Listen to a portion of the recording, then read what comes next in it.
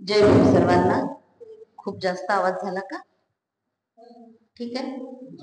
Distance असं ठीक आहे. डिस्टन्स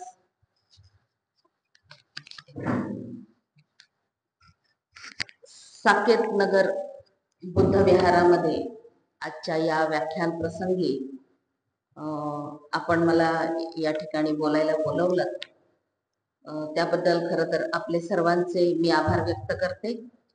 सचिव साहेबांनी 2 वेळेला सांगितले वेळ कमी आहे, वेळ कमी आहे. तर मला माहित नाही मला किती वेळ आहे, पण समोर लोक पण खूप कमी आहेत. म्हणजे खरं तर ही एक शोकांतिकाच मस्के साहेब. तुमच्याकडेच नाही हा प्रॉब्लेम, हा संपूर्ण महाराष्ट्रातला प्रॉब्लेम आहे. हा कुठल्या एका पेठेनगरचा, कुठल्या एका नंदनवन कॉलनीचा किंवा कुठल्या एका औरंगाबादचा असा नाहीये. तो संपूर्ण महाराष्ट्राचा प्रॉब्लेम आहे. सन्माननीय या विहाराचे समितीचे अध्यक्ष इंजिनियर भास्कर मस्के सर, सचिव रामप्रसाद डोंगरे सर, स्वागत करणारे आमच्या खिल्लारे मॅडम, आमच्या खिराडे मॅडम, आमच्या गोंडाणे ताई ज्या सगळ्या धार्मिक कार्यक्रमामध्ये अग्रेसर असतात, आणि समोर बसलेले मोजकेच, मी मुद्दाम जाणून बुजून असा शब्द वापरते आहे की माहीत झालं पाहिजे, सगळ्यांना कळालं पाहिजे की ठीक आहे, मी काही खूप मोठी नाहीये, पण खूप परिश्रम करून समितीचे लोक एखादा वक्ता बोलवत असतात. आणि तो वक्ता जेव्हा बोलावता तुम्ही, म्हणजे माझ्यासारखा का असे ना, पण मी 4-8 दिवसापासून पुस्तक वाचत असते. म्हणजे मी माझा सगळा वेळ मी पर्टिक्युलर वैयक्तिक माझं घेत नाही. तुम्ही कोणताही वक्ता बोलवला, तुम्ही बोलवला म्हणजे त्याला 4 शब्द तरी बोलायचे असतात. आणि बोलायचं म्हणजे उठून आलं आणि बोललं असं होत नाही. त्याला थोडी तरी एक संदर्भ सहित माहिती गोळा करावी लागते, बरोबर आहे. तर तोही तुमच्यासाठी वेळ देतो, तुम्हीही त्या विहारासाठी वेळ देता. तेव्हा ही जाणीव सगळ्यांनाच झाली पाहिजे की विहारांची जी चळवळ आहे किंवा ही सांस्कृतिक, सामाजिक, धार्मिक जी काही चळवळ आहे ती चालवण्यासाठी तुम्ही काही लोक प्रयत्न करत असता, आणि त्याला साथ देणं आज खरं तर सगळ्यांची गरज राहिलेली आहे. पण गरज कुणालाच उरलेली नाही, गरज कुणालाच राहिलेली नाहीये. सगळ्यांची पोटं भरलेली आहे. सगळ्यांना असं वाटतं मी शहाणा, त्यांना काय ऐकायला जातं, मला सगळं माहित आहे, मला सगळं येतं. विषय सुद्धा नवीन नाहीये. एखादा अक्षरशः किचकट विषय असेल तर त्यालाही ऐकायला लोक जातात. पण खरंच आज इतका मोठा प्रॉब्लेम झालेला आहे कार्यक्रम घेणं. म्हणजे मी पण कार्यक्रम घेते मस्के सर, मी सुद्धा अनेक कार्यक्रम घेते. त्या कार्यक्रमाची जुळवाजुळव करता करता, लोकांची जुळवाजुळव करता करता आम्हाला सुद्धा नाकी नऊ येतं. तर खऱ्या अर्थाने ही चळवळ चालवणं आज गरजेचं आहे की लोक कार्यक्रमाकडे आले कसे पाहिजेत, त्यांना कार्यक्रमामध्ये खिळवून कसं ठेवलं पाहिजे. वक्ता चांगला असतो बरं का, सगळेच वक्ते खराब नसतात. आता मीही बरे बरे बोलते, असं काही खूप खराब बोलते असं नाहीये. म्हणजे आता तुमचं माझं नातं एक वेगळं झालेलं आहे म्हणून तुम्ही वारंवार बोलवता, टाइमपास म्हणून नाही बोलवत. ठीक आहे, काही लोकांना आवडतं सुद्धा, खूप खराब नसतं माझं, पण अगदीच इतकं खराब नाहीये की लोकांनी अगदीच पाठ फिरवावी असं नसतं, हे की नाही. त्याला एक मेहनत झालेली असते.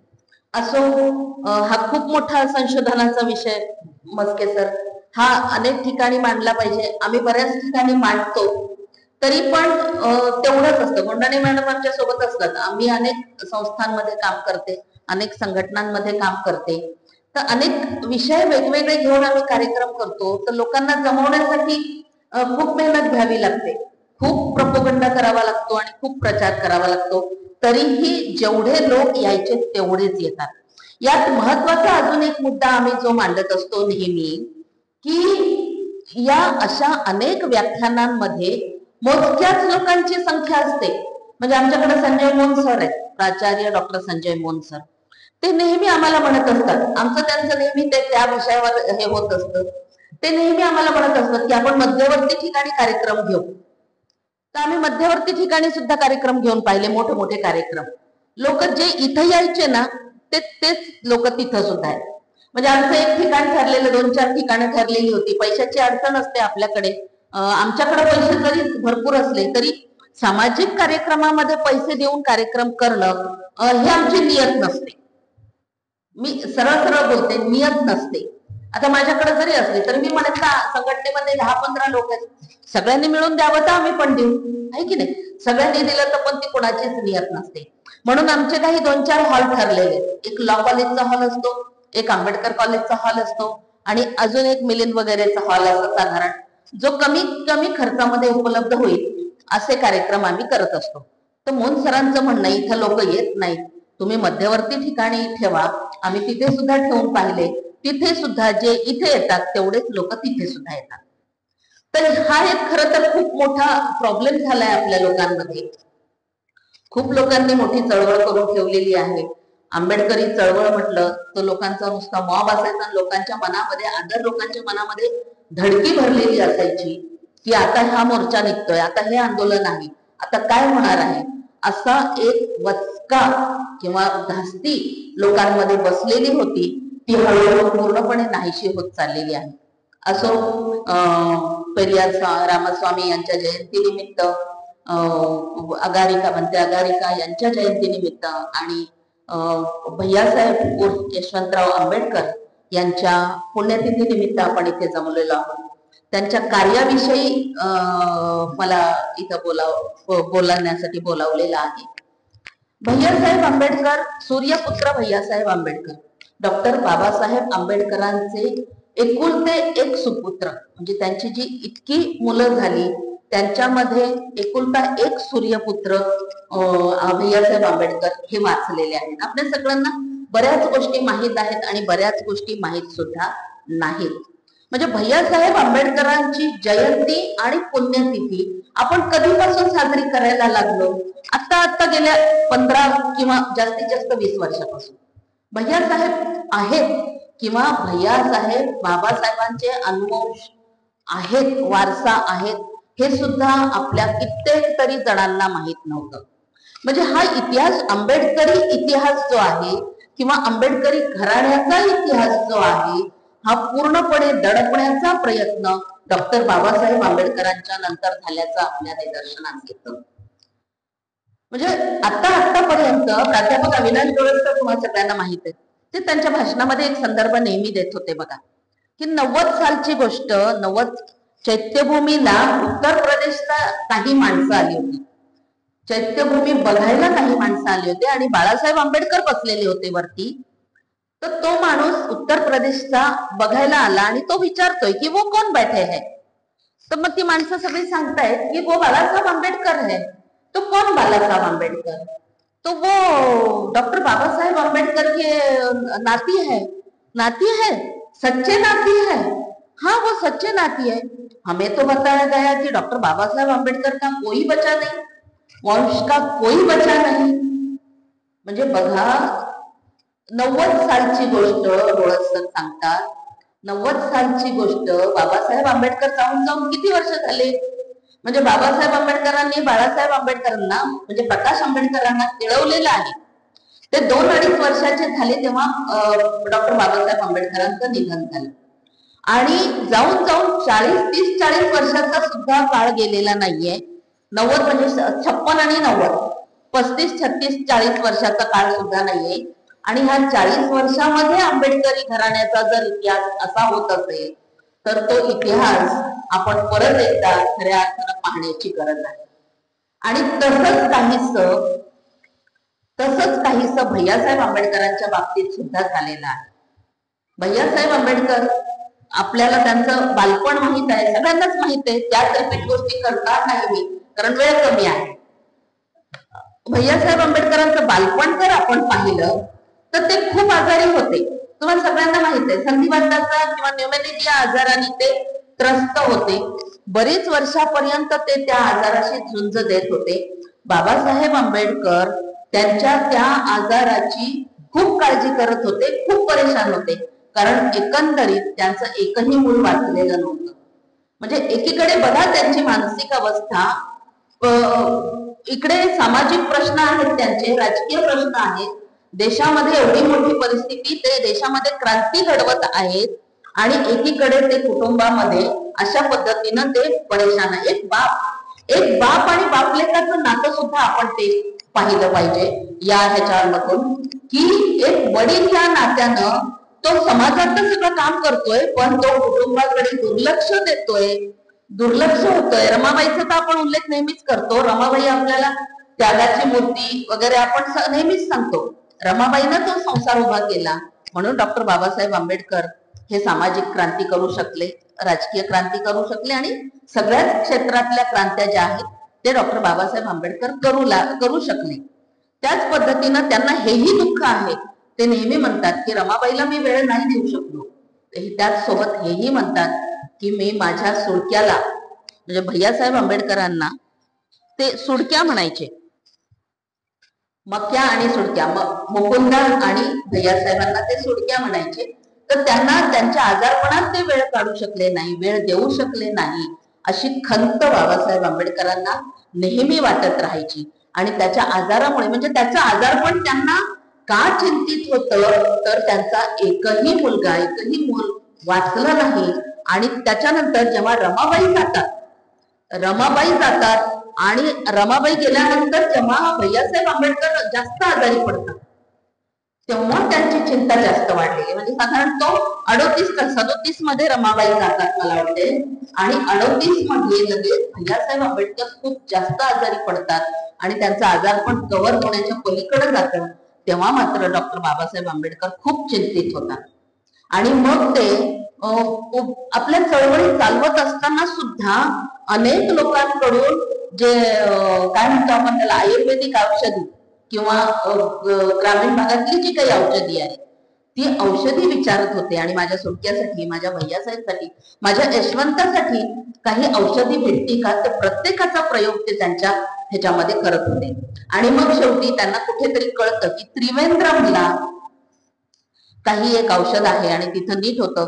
ते त्यांना मला वाटतं शंकर मामा आणि भैयासाहेब तिथे दीड 2 महिन्यासाठी जातात आणि नीट होतात. पण 38 मध्ये जेव्हा यशवंत नीट होऊन घरी येतात तेव्हा बाबासाहेब आंबेडकरांच्या चेहऱ्यावरचा आनंद तो अवर्णनीय असा आनंद असतो. आणि मग बाबासाहेब आंबेडकर त्यांच्या चळवळीमध्ये निवांतपणे स्वतःला झोकून देतात. तोपर्यंत आपण पाहतोय की भैयासाहेब आंबेडकर हे त्यांच्या तब्येतीमध्ये राहतात आणि त्याच्यानंतर ते चळवळीत काहीही योगदान देऊ शकत नाहीत. पण त्याच्यानंतर मात्र ते छोट्या छोट्या कार्यक्रमात, बाबासाहेबांच्या सामाजिक कार्यक्रमात आपलं योगदान द्यायला लागतात. भलेही ते डॉक्टर बाबासाहेब आंबेडकरांचे सुपुत्र असले तरीही ते सर्वसामान्यांसारखे खाली बसत होते. वर मंचावर स्टेजची अपेक्षा न करता एखाद्या सर्वसामान्यांसारखे ते वागत होते. त्यांच्या स्वभावाचं हे एक महत्वाचं वैशिष्ट्य होतं की त्यांनी कधीही मी डॉक्टर बाबासाहेब आंबेडकरांचा पुत्र आहे आणि तुम्ही मला महत्व द्या असं वागणं त्यांचं कधी नव्हतं, असं वर्तन त्यांचं कधी नव्हतं. हे त्यांचं स्वभावाचं वैशिष्ट्य राहिलेलं आहे. आणि याच स्वभाव वैशिष्ट्यातून ते त्यांचं पूर्ण सामाजिक असेल, धार्मिक असेल, अनेक कार्य आहेत त्यांचे.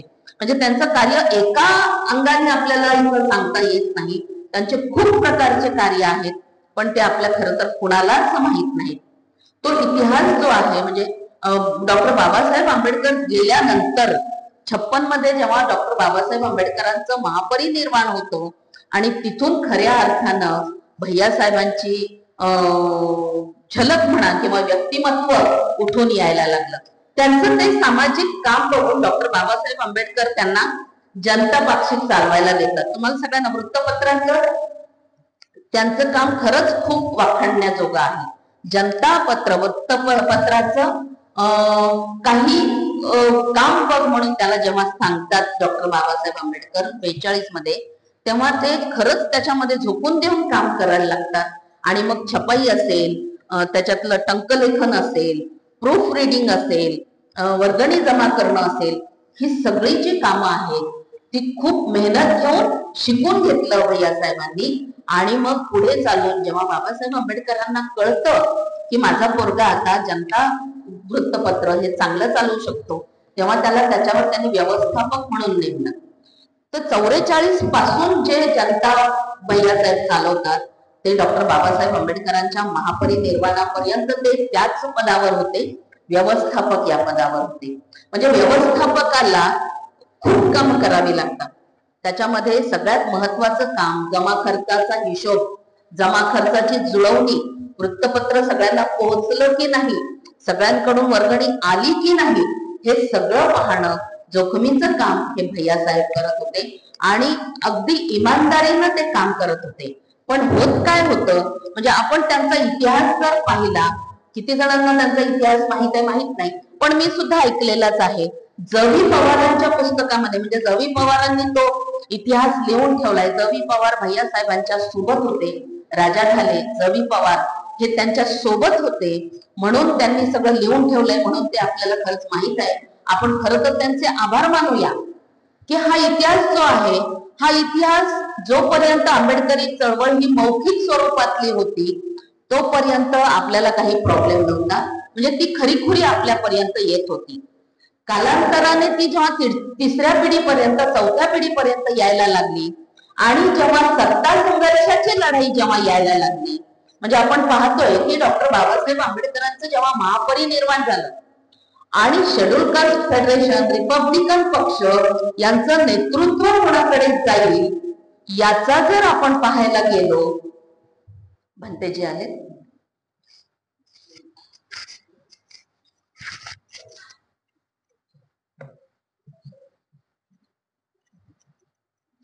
बस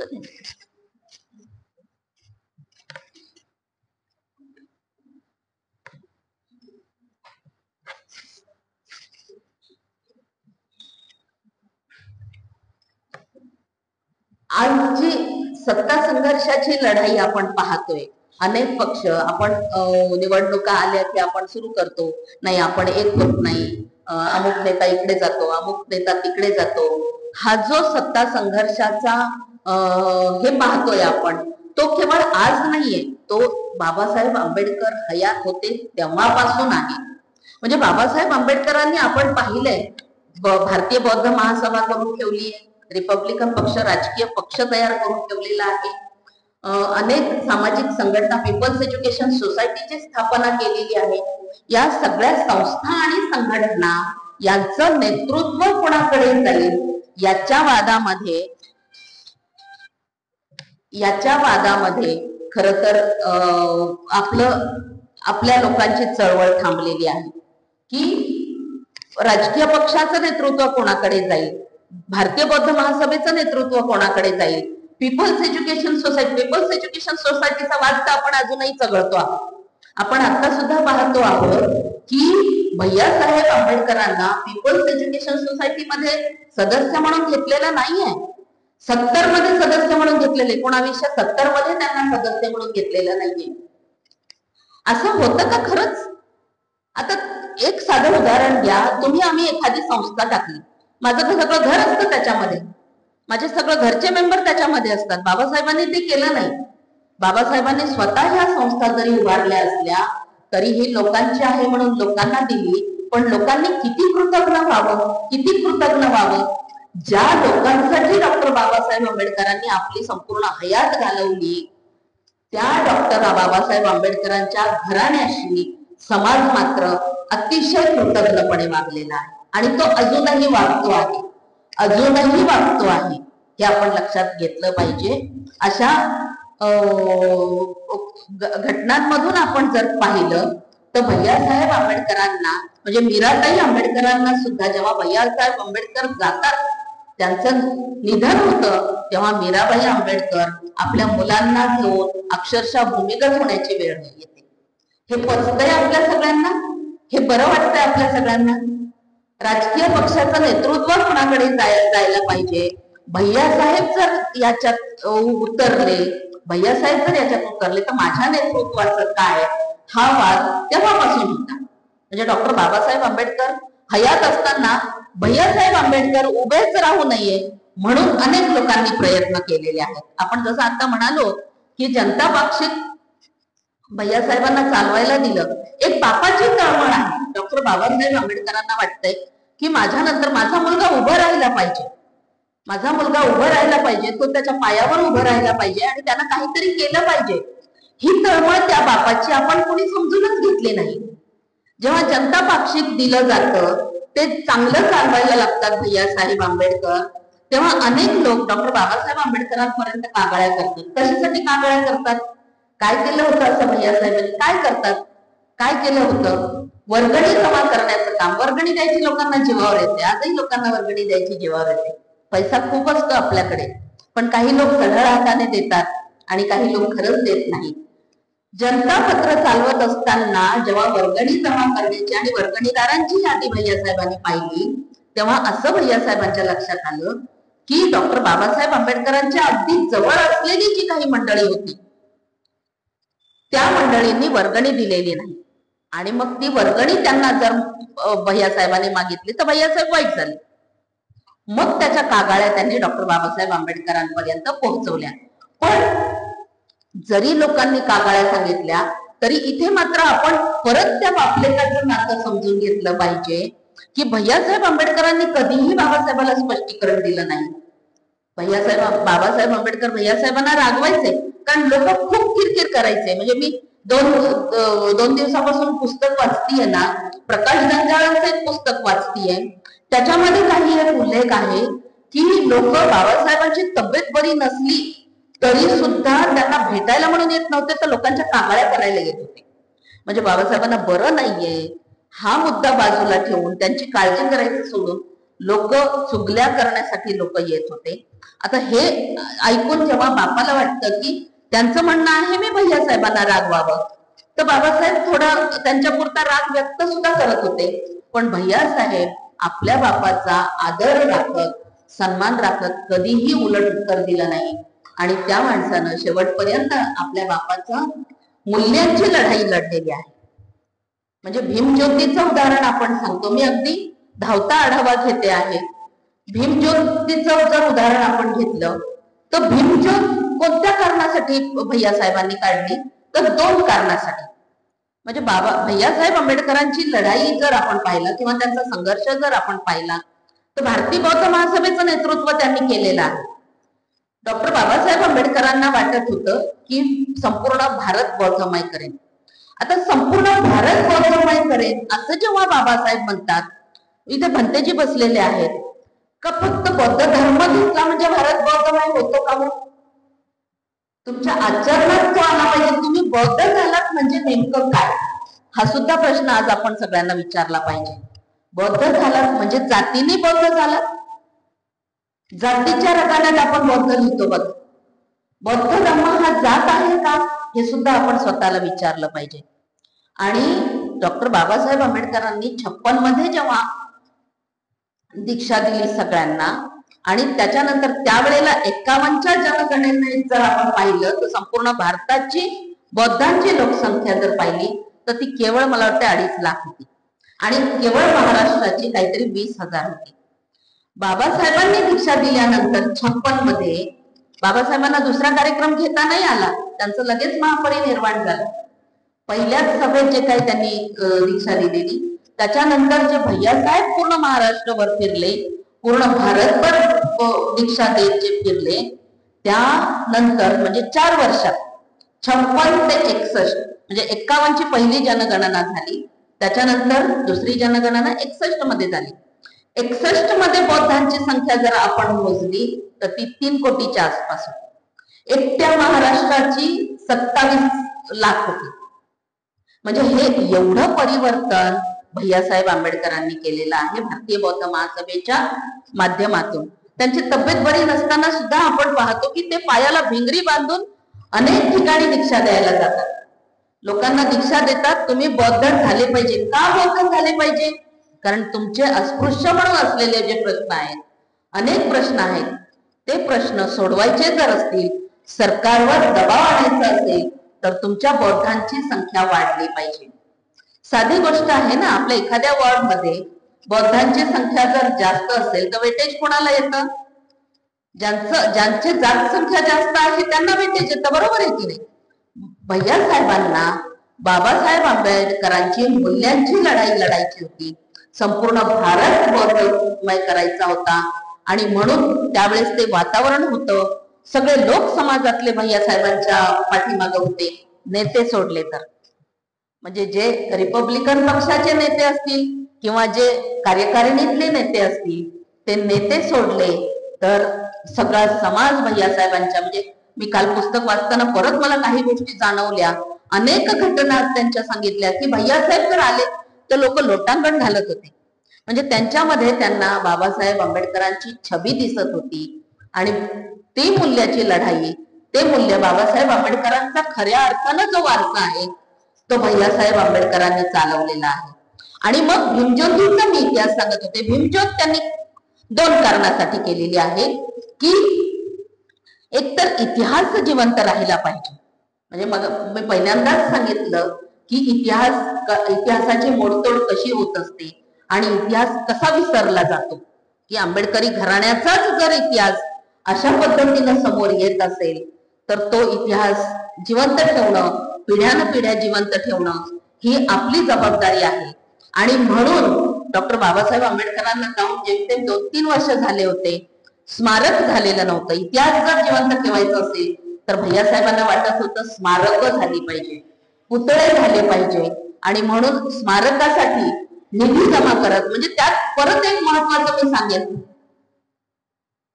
महत्वाचं मी सांगेन की स्मारक किंवा पुतळे उभे करण्यासाठी त्यांनी एक वेगळं कल्चर दिलं. भैयासाहेब आंबेडकरांनी आपल्याला एक वेगळं कल्चर दिलं. आज बुद्ध विहारातून एखादा कार्यक्रम घ्यायचा किंवा काही करायचं तर आपण वर्गणी करतो, बरोबर आहे. हे वर्गणीचं कल्चर कुठून आलं तर हे भैयासाहेबांनी दिलेलं आहे. म्हणजे पुण्यामध्ये डॉक्टर बाबासाहेब आंबेडकरांचा पहिला पुतळा हा पुण्यामध्ये भैयासाहेबांनी उभा केला, तो सुद्धा लोकवर्गणीतून. मुंबईचा सुद्धा पुतळा त्याच्यानंतर 62 मध्ये मुंबईचा पुतळा उभा केला, तो सुद्धा लोकवर्गणीतून. आणि स्मारक उभं केलं, स्मारकासाठी संपूर्ण महाराष्ट्रात भीमज्योत फिरवली, तुम्हाला माहित आहे. आणि सगळ्या महाराष्ट्रातून त्यांनी वर्गणी जमा केली. त्याचं कारण असं होतं की ते स्मारक माझ्या बाबासाहेबांचं आहे.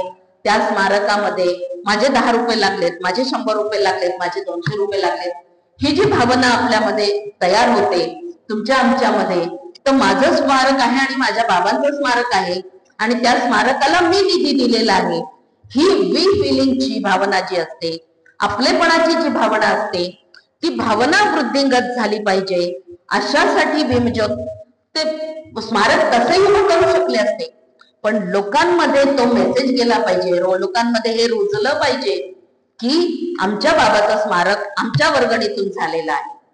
आणि मग लोकांनी उत्स्फूर्तपणे, तुम्हाला माहित आहे, लोकांनी उत्स्फूर्तपणे त्या भीमज्योतला वर्गणी दिलेली आहे. मग ती एक शेतातली काम करणारी मजूर सुद्धा असेल तर तिचे सुद्धा 5-25 रुपये त्या स्मारकाला लागलेले आहेत. तिच्या पिढ्याने पिढ्या ते वारसा चालत राहील की माझ्या आजीचा 10 रुपये त्याला लागलेले आहेत बरं का. त्यांच्या ह्याच्यातला कोणीतरी सांगतो, आज त्याच्यातला कोणीतरी सांगत असेल की त्या स्मारकामध्ये माझ्या आजीचे, माझ्या पंजोबाचे, माझ्या याचे पैसे लागलेले आहेत, म्हणून ते स्मारक आमचं आहे. आणि ही फिलिंग आजही आजच्या तरुणांमध्ये येणं गरजेचं आहे. मी मगाशीच जसा मुद्दा मांडला की आपण हे जे कार्यक्रम घेत असतो हे नेमके कोणासाठी घेत असतो, मागचा वारसा पुढच्या पिढीपर्यंत यावा म्हणून. पुढची पिढी येते कुठे, पुढची पिढी आहे कुठे, आपणच आपले बोलतो ना, आपणच आपले ऐकतो. पिढी कुठे आहे आपली? येणारी तरुण पिढी जी असायला पाहिजे, त्यांना माहित असायला पाहिजे की आंबेडकरी चळवळ नेमकी काय आहे, बाबासाहेब आंबेडकरांनी काय केले. आज जर शाळेतल्या पोरांना किंवा कॉलेजमधल्या पोरांना विचारलं डॉक्टर बाबासाहेब आंबेडकर कोण होते, त्यांनी काय केलं, संविधान लिहिलं आणि अस्पृश्यतेचे पुढारी. ह्या 2-4 गोष्टींमुळं, या 2-4 गोष्टी सोडल्या तर आपल्या मुलांना कोणत्या नेते बाहेर का ना घेऊन फोन बाहेर जाते. 2-4 गोष्टी सोडल्या तर आपल्या मुलांना शाळेत किंवा कॉलेजमध्ये याच्या पलीकडं काहीही माहित नाही. मग भैयासाहेब आंबेडकर कोण आहे तुम्हाला मला माहित आहे, माझ्या मुलांना काय माहित आहे? माझ्या मुलाला तर काहीच माहित नाहीये, मुलीला तरी माहित आहे, मुलगी वाचते म्हणून मुलीला माहित आहे. म्हणजे ही सगळ्यांची शोकांतिका आहे बरं का. जे वाचतात त्यांना माहित आहे, जे वाचत नाही, आज सगळे स्पर्धेत पळतायत, सगळ्यांच्या मध्ये स्पर्धा आहे, मला नोकरी मिळते का, माझं एज्युकेशन, माझं अमुक, माझं तमुक, माझं हे, माझं ते. त्याच्यामध्ये बाबासाहेब आंबेडकर, भैयासाहेब आंबेडकर आणि बाळासाहेब आंबेडकर हे लक्षात ठेवायला वेळ कोणाला आहे? हे जे आपण चालवतोय हे यांच्यासाठी चालवतोय, हे यांच्यापर्यंत पोहोचलं पाहिजे म्हणून हे स्मारक आहेत, म्हणून हे पुतळा आहे, म्हणून हे रोड आहे. म्हणजे मुंबईतला जो पुतळा झाला त्याच्यानंतर लगेच कप रोडला रोडचं नाव दिलं भैयासाहेब आंबेडकरांनी, ती समिती झाली. तो सुद्धा एक खूप मोठा इतिहास आहे, तोही आपण वाचला पाहिजे. अशी भैयासाहेब आंबेडकरांची अनेक कामं आहेत. कामगार म्हणून आहेत, ते म्युनिसिपल कामगार संघटनेचे ते अध्यक्ष होते. कामगारांचे प्रश्न जसे बाबासाहेब मांडत होते तसेच भैयासाहेब आंबेडकर आमदार म्हणून सुद्धा विधान परिषदेत त्यांचे प्रश्न मांडत होते. अनेक ट्रॅजेडी त्यांच्या बाबतीत झालेली आहे. म्हणजे राजगृह त्यांच्या बापाने बांधलंय, पण राजगृहामध्ये त्यांना राहता सुद्धा आलं नाही. ही सुद्धा एक शोकांतिका आहे. लोकांनी त्यांच्यासोबत इतक्या खेळी खेळल्या कशासाठी? केवळ सत्ता संघर्षासाठी. पण भैयासाहेबांनी कधीही त्याचा लोभ केला नाही. तुम्ही चालवता चालवा, राजकीय पक्ष माझं काम नाही असं म्हणून ते त्यातून, त्यांना काही जमत नव्हतं.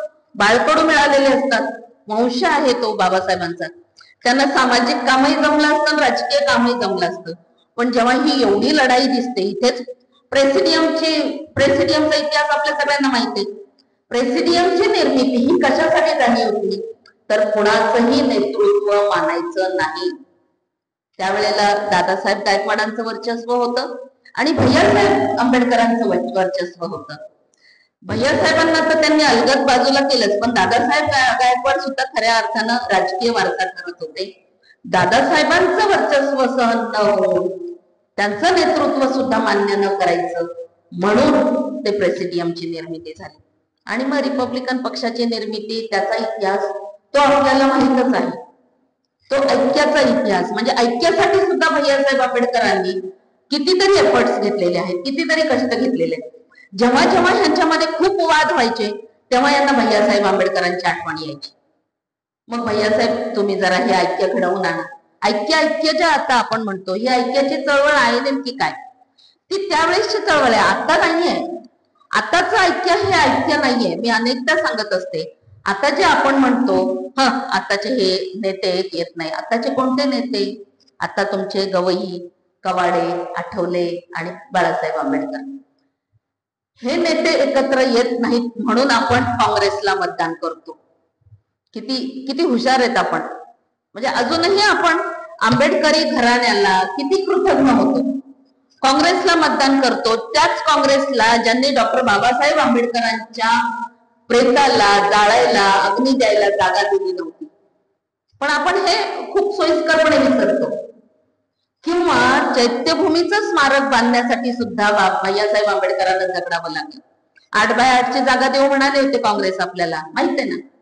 40x40 नाही, भैयासाहेबांनी म्हणाले 40x40च पाहिजे मला, त्याच्यापेक्षा एक पण कमी नाही घेणार म्हणे. ती भैयासाहेबांनी भांडून ती जागा घेतली. आज आपण बाबासाहेब आंबेडकरांच्या चैत्यभूमीला दर्शनाला जे जातो ना, ती भैयासाहेबांनी भांडून घेतलेली जागा आहे. ती सुद्धा काँग्रेस देऊ शकत नव्हतं. एक दिवसाचा दुखवटा सुद्धा जाहीर केलेला नाहीये. 6 डिसेंबर जेव्हा डॉक्टर बाबासाहेब आंबेडकरांचं निधन झालं, तेच काँग्रेस, ज्याला आपण हे कोणी एक होत नाही म्हणून काँग्रेसला मतदान करतो. आजही आपण बाळासाहेब आंबेडकरांच्या पक्षाला मतदान करत नाही. आजही गैरसमज तेवढेच करून घेतो आपण जेव्हा भैयासाहेब आंबेडकरांचे होते. भैयासाहेब आंबेडकरांबद्दल अनेक गैरसमज आहेत. त्यांनी पैसे खाल्ले, म्हणजे पैसे खाल्ले असं म्हणावं कसं वाटतं. मी जेव्हा त्यांच्याबद्दल वाचलं अनेक ठिकाणी, तर वर्गणीदार किंवा खजिनदार म्हणून जर कोण असेल असं जर त्यांच्या त्या सगळ्यामध्ये विचारलं तर एकमुखीनं भैयासाहेबांचा आवाज येत होता. एकमुखानं भैयासाहेबांचा जेव्हा आवाज येतो खजिनदार म्हणून, तर तो का येतो? कारण तो माणूस प्रामाणिकपणे एक पैशाचा हिशोब ठेवतो आणि सगळ्याला व्यवस्थित मॅनेज करतो, म्हणून तो खजिनदार सगळ्यांना पाहिजे असतो. पण ज्यांना तो नसतो पाहिजे तेव्हा ते त्याच्या कागाळ्या करतात आणि त्याची बदनामी करतात. आपल्याकडे बदनामी खूप सोपी आहे बघा. म्हणजे भैयासाहेब आंबेडकरांबद्दल अनेक एक बोललं जातं, म्हणजे बोलू नये, मी खूप लहान आहे त्यांच्याबद्दल बोलायला, खूप खूप लहान आहे. ते इतकं मोठं व्यक्तिमत्व आहे, इतका मोठा माणूस आहे, ज्यांच्यामुळे आम्ही आज उभे आहोत, त्यांच्याबद्दल बोलू नये. आपल्याकडे पुरुषाला बदनाम करायचं आणि बाईला बदनाम करायचं तर दोन वेगळे वेगळे प्रकार आहेत. बाई जर वरचढ होत असेल, म्हणजे मला माहित आहे मी इथपर्यंत संघर्ष करून पोहोचते, मला अनेक ठिकाणी मला पण खूप तोंड द्यावं लागतं. म्हणजे 10 जणांची समिती असेल तर आम्ही 2 बायका त्याच्यात असतो फक्त, आणि 2 बायका जर त्याच्यामध्ये असू तर मंचावर बसताना त्या बायका खालीच असतात. भले ती सचिव जरी असले तरी, भले ती अध्यक्ष जरी असली तरी, मेंबर लोक वरती बसतील पुरुष. सॉरी, मला माफ करा, पण मी खरंच भांडत असते या गोष्टींना. इथपर्यंत यायचं तर मला खूप भांडावं लागतं की माझ्यामध्ये काय कमी आहे, मी कुठे कमी पडते तुमच्यामध्ये. वर बसायचं तर तुम्हाला पुरुषांचीच लाईन का पाहिजे? एक स्त्री अशी कॅलिबर नसते का की तुमच्या बरोबरीत 3 पुरुषांमध्ये एक स्त्री बसू शकेल? हे माझं नेहमीचं भांडण असतं. आणि जर ती कशानंच ऐकत नसेल, ती जर तुमच्यावर चढ होत असेल, तिला अनेक प्रकारे मागे खेचल्या जातं आणि तरी ती मागे जात नसेल तर तिच्यावर काय म्हणतो आपण, चारित्र्याचं लांछन लावलं जातं. आणि मग चारित्र्याचं लांछन लावलं तर नवरा म्हणतो बाई जाऊ दे, मस्त घरात नको, उद्या पोरीचं लग्न करायचं. बरोबर आहे? इथे सगळ्या महिला भगिनी आहेत, मी काही चुकीचं बोलते का सांगा? आज मी अनेक वर्षापासून चळवळीत आहे, मला सोपं नव्हतं इथपर्यंत येणं. ते बाळासाहेब आंबेडकरांच्या पक्षात होते म्हणून मी एवढी व्यवस्थित राहिली. दुसऱ्या एखाद्या पक्षात असते ना तर काहीच खरं नव्हतं. म्हणजे तुमच्याकडे नुसतं कॅलिबर असून बायकांकडे कॅलिबर असून क्वालिटी असून उपयोग नाही, तुमच्याकडे तेवढाच खंदा पुरस्कर्ता पाठीराखा सुद्धा असला पाहिजे. आणि मग आपल्याकडे बायकांना अशाप्रमाणे बदनाम केलं जातं. पुरुषांना जर बदनाम करायचं असेल तर त्याच्या मागे व्यसन लावलं जातं. म्हणजे भैयासाहेब आंबेडकरांना सुद्धा ते व्यसनाधीन आहेत असं म्हटलं जायचं. मला आठवतं बाळासाहेब आंबेडकरांची एक पोस्ट व्हॉट्सअपवर फिरते, फेसबुकवर फिरते, बऱ्याच वर्षापासून फिरते. त्यांनी स्वतः ह्या सगळ्या चर्चा ऐकून स्वतः लिहिलेलं आहे. जसं की मी सांगितलं, त्यांना संधिवाताचा खूप मोठा आजार होता आणि त्याचं खूप काय म्हणतो त्याला, पेन होत, दर्द, दुखत असायचं. डॉक्टरांनी त्यांना सांगितलं होतं काही प्रमाणात ड्रिंक करा. आता ड्रिंक करणं आणि दारू पिणं ह्या 2 वेगळ्या वेगळ्या गोष्टी आहेत बघा. ह्यातला फरक आपल्याला समजत नाही, आपल्याला माहित नाही. ड्रिंक करणं तेच जे अगदी सॉफिस्टिकेटेड लोकांमध्ये मोजकं आणि डॉक्टरांनी किंवा तुमच्या शरीराला सहन होईल इतकंच घेणं म्हणजे ड्रिंक करणं. आणि दारू पिणं ही संकल्पना आपल्याकडे अशी आहे की तो पिला म्हणजे लोळलाच पाहिजे आणि तो घरी येऊन झिंगलाच पाहिजे आणि घरात सगळ्यांना शिव्या दिल्या पाहिजे. ही एक प्रतिमा आपल्याकडे आहे दारू पिणाऱ्याची. अशा पद्धतीचं म्हणजे ड्रिंक करणं, 1 किंवा 2 पेग घेणं, हे कल्चर आपल्याकडे तेव्हा नव्हतं. आता आपण समजू शकतो. आणि डॉक्टरांनी तो सल्ला दिला होता. बाळासाहेब आंबेडकर सांगतात, मला आठवतं म्हणे, डॉक्टरांनी सांगितल्याच्या पलीकडे माझ्या वडिलांनी कधीही ते घेतलेलं नाही. असं जर असेल तर लोकांना ते व्यसनाधीन कसे वाटत होते? आणि दारूमध्ये त्यांना बुडवलं का? कारण सॉरी, माझे शब्द मागे घेते, दारूच्या व्यसनामध्ये त्यांना बदनाम केलं गेलं. कशासाठी? तर बाबासाहेब आंबेडकरांनी जे काही कमावून ठेवलेलं होतं ते सगळं आमच्याकडे यावं या हेतूनं त्यांची ती बदनामी केली गेली. बाबासाहेब आंबेडकरांच्या महापरिनिर्वाणानंतर माईसाहेब आणि भैयासाहेब हे दोघं सुद्धा एकत्र येऊ नये असे सुद्धा सगळे प्रयत्न केले गेले. म्हणजे ब्राह्मण बाई होती, म्हणजे मला माईसाहेबांना मुळीच वाईट म्हणायचं नाहीये, कारण आज संविधान जर आपण पाहतोय तर ते केवळ माईसाहेब आंबेडकरांमुळे. त्या एक डॉक्टर होत्या, ब्राह्मण आहे म्हणून तिचं माणूस पण आपण नाकारला नाही पाहिजे. ती एक स्त्री होती, पहिल्यांदा हे पाहिलं पाहिजे. ती तरुण होती, बाबासाहेबांपेक्षा खूप लहान होती आणि मारायचंच असतं तर तिनं केव्हाच मारलं असतं. पण तिनं जगवलं, त्यांची सेवा केली. रमाबाई गेल्यानंतर डॉक्टर बाबासाहेब आंबेडकरांची तब्येत खूप खराब होत होती, आपण पाहिले. आणि त्यांना कोणीतरी एक स्त्री सेवेसाठी पाहिजे होती आणि सहचारिणी म्हणून डॉक्टर बाबासाहेब आंबेडकरांनी त्या डॉक्टर शारदा कबीर यांच्याशी विचार विनिमय करून, पत्र व्यवहार करून त्यांच्याशी रीतसर बौद्ध पद्धतीनं विवाह केलेला आहे. मग तो आपण कसा काही करू शकतो, पण त्यांच्याकडे सुद्धा तो वारसा गेला नाही पाहिजे, भैयासाहेबांकडे सुद्धा आला नाही पाहिजे. ते दोघं जर एकत्र आले तर आपलं काय होईल, याच्यातून त्या दोघांमध्ये पण भांडणं लावत गेले की भैयासाहेब तुम्हाला माईसाहेब असं म्हणते, माईसाहेब भैयासाहेब तुम्हाला असं म्हणतात. अशा पद्धतीनं हे सगळं वातावरण खराब करण्याचं काम या आंबेडकरी समाजानं केलेलं आहे. तो त्या कृतज्ञ समाजानं केलेला आहे. त्या कृतज्ञ तो तेव्हाही वागला, आजही वागला, आजही वागतोच आहे. आज बाळासाहेब आंबेडकर एकटे लढतायत.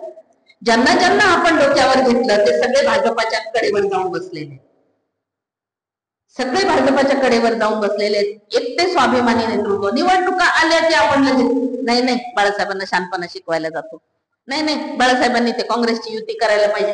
अरे त्या काँग्रेसने घेतलं तर पाहिजे, काँग्रेसने घेतलं तर पाहिजे. ते बाहेर बसवतात चर्चेला, त्यांची बोलणी आतमध्ये होते आणि बाहेर आले की मीडिया समोर सांगतात आम्ही इतक्या जागा देणार, तितक्या जागा देणार. जागा कुठे देणार, काहीच नाही. पण तुम्ही लाचार होऊन आमच्याकडे आलं पाहिजे, ही मानसिकता त्यांचीही अजून आहे. पण आंबेडकरी घराण्याचा स्वाभिमान आजही जिवंत आहे, हे आपण लक्षात ठेवलं पाहिजे. भैयासाहेब आंबेडकरांनी सुद्धा स्वतःचा स्वाभिमान ठेवला नाही. म्हणजे लंडन वरून एक भंतेजी आले होते, काय नाव त्यांचं, संघरक्षक.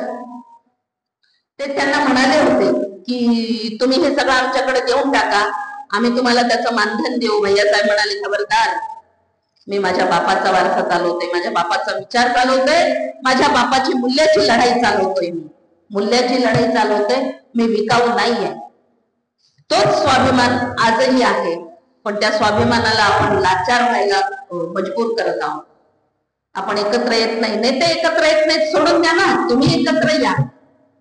पुढच्या पिढीला भविष्य नाहीये, काहीही भविष्य नाहीये.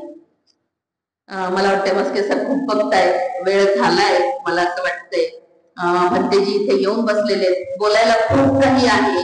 भैयासाहेबांचं कार्य परत एकदा कधीतरी अजून आपण ऐकूया.